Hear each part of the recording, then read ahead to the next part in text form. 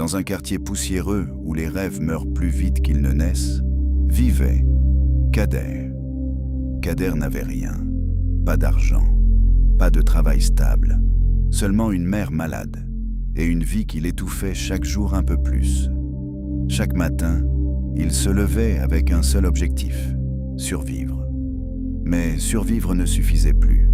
Un soir, après une énième humiliation, chassé d'un travail qu'il n'avait même pas encore commencé, Kader s'assit seul dans l'obscurité. Et il parla, pas à quelqu'un, mais au vide. « Je suis prêt à tout, même vendre mon âme, pour sortir de cette misère. » Le silence répondit. Mais ce silence n'était pas vide. Cette nuit-là, en rentrant chez lui, il croisa un vieil homme, un homme étrange, calme, trop calme. Ses yeux semblaient voir à travers lui. « Tu veux de l'argent, n'est-ce pas ?» Kader resta figé. « Tout le monde en veut, mais peu sont prêts à payer le prix. Toi, tu l'es. » Le vieil homme lui tendit une petite boîte noire. « Ouvre-la chez toi, mais souviens-toi, chaque richesse a une dette. » Quand Kader ouvrit la boîte, il trouva de l'argent. Beaucoup d'argent.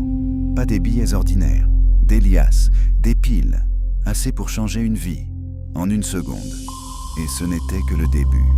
Le lendemain, son compte bancaire était rempli. Les opportunités arrivaient comme par magie. Les gens le respectaient, le regardaient autrement.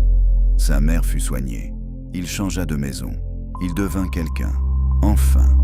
Mais très vite. Quelque chose changea. D'abord, ce furent des cauchemars. Des voix la nuit.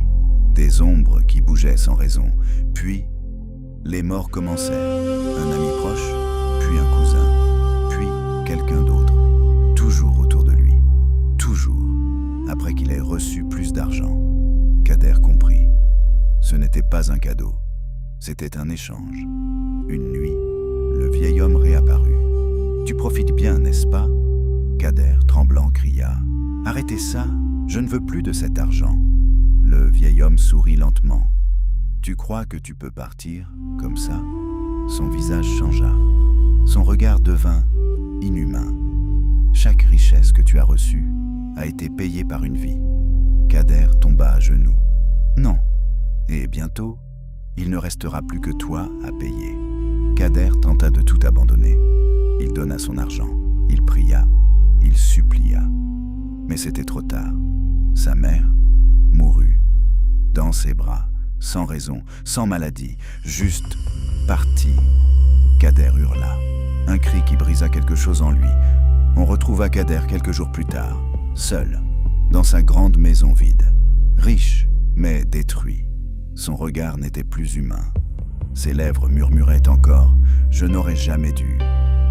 Et sur la table, la petite boîte noire était toujours là, fermée, comme si elle attendait quelqu'un d'autre.